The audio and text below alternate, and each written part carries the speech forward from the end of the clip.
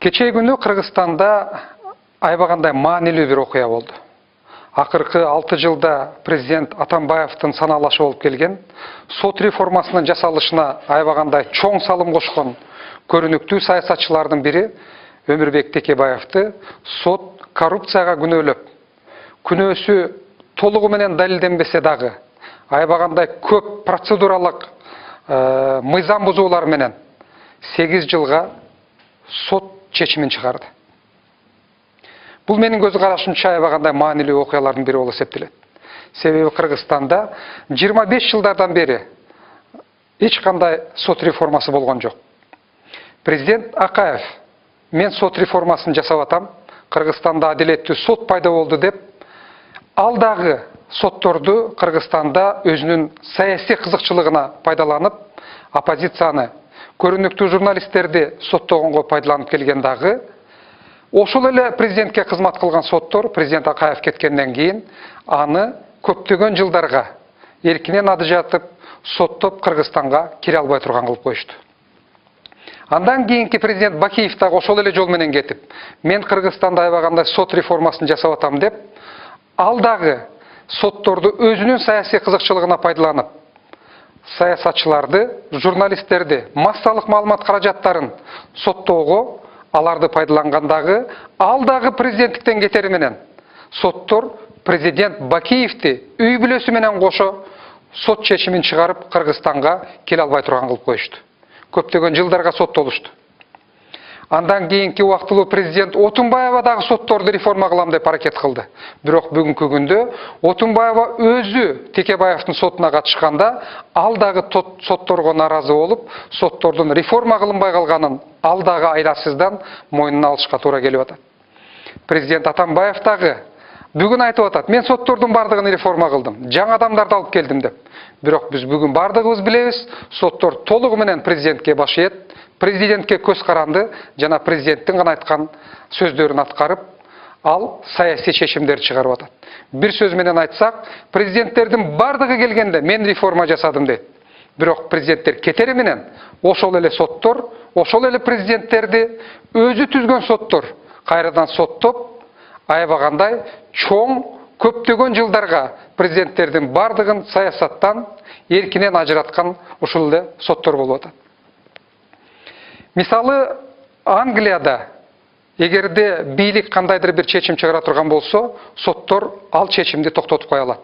Мисалы, Америкада президент Трамп кандайдыр бир мыйзамсыз деген чечим чыгара турган болсо, соттор чечим чыгарып, анын чечимин токтотуп коет.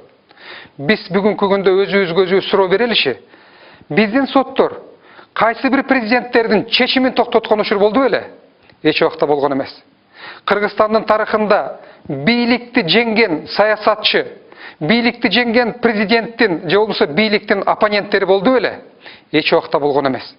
Бизде дайыма ким бийликте турат, ким президент болсо, ошолор бардык сот процесстерин жегет.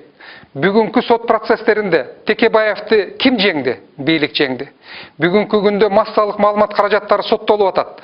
Ал процесстерди ким жеңип атат? Бардыгын президент жеңип атат. Бүгүнкү күндө журналисттер менен бийлик соттошуп атканда, ал процесстерди ким жеңип атат? Бардыгын бийлик жеңип атат. Бизде эч убакта президентке каршы болгон, президенттин оппоненти болгон, бийлик оппонент болгон саясатчылар, массалык маалымат каражаттары же болбосо журналисттер бийликти, президентти жеңген эмес. Бул эмнени түшүндүрөт? Бул Кыргызстанда соттор толугу менен президентке, бийликке көз каранды экендигин түшүндүрөт. Биз каалайбызбы, каалабайбызбы, жакынкы убактарда сот реформасын кайрадан башташка, кайрадан жаңы багытка бурушка туура келет. Менин көз карашымча бизге дагы бир маанилүү 3-4 кадам калды. Биз соттордун каражат жагынан өкмөттөн, президенттен эгемендүүлүгүн түзүшүбүз керек. Соттордун бюджети жок дегенде 5 жылга алдын ала түзүлүп, соттор президентке жана өкмөткө биздин бюджетибизди, айлыгыбызды же болбосо кандайдыр бир имараттык ремонтторубузду жасап бергенге жардам бергиле деп барбай турган болушу керек. Экинчиси, соттордун чыгарып аткан чечимдеринин бардыгы тез аранын ичинде массалык маалымат каражаттарына таратылып, Соттор процесстерде өзгөчө саясатчылар же болбосо кандайдыр бир көрүнүктүү иштерди соттор карай турган болсо, алар сөзсүз түрдө эч кимдин уруксатысы жок мыйзам түрүндө каралып, соттордун уруксат бергенине, бербегенине карабастан аудио жана видео жазууларга уруксат берилиши керек. Сотторго эгерде журналисттер катыша турган болсо, алардын катышуусуна эч ким тыюу салбай, алар каалаган убакта, каалаган сотко катышууга уруксат берилиши керек. Сотторду тандоодо, сотторду бекитүүдө бир гана бийликтин өкүлдөрү чечим чыгарбастан, ал чечимге жогорку кеңеште тандалып атканда, же болбосо президенттин тегерегиндеги соттор тандалып атканда, граждандык коомдун өкүлдөрү, массалык маалымат каражаттарынын өкүлдөрү катышып, соттордун болгон автобиографиясын, чечимдерин изилдегенге жана аны массалык маалымат каражаттарына таратууга биз аябагандай көп шарттарды түзүшүбүз керек.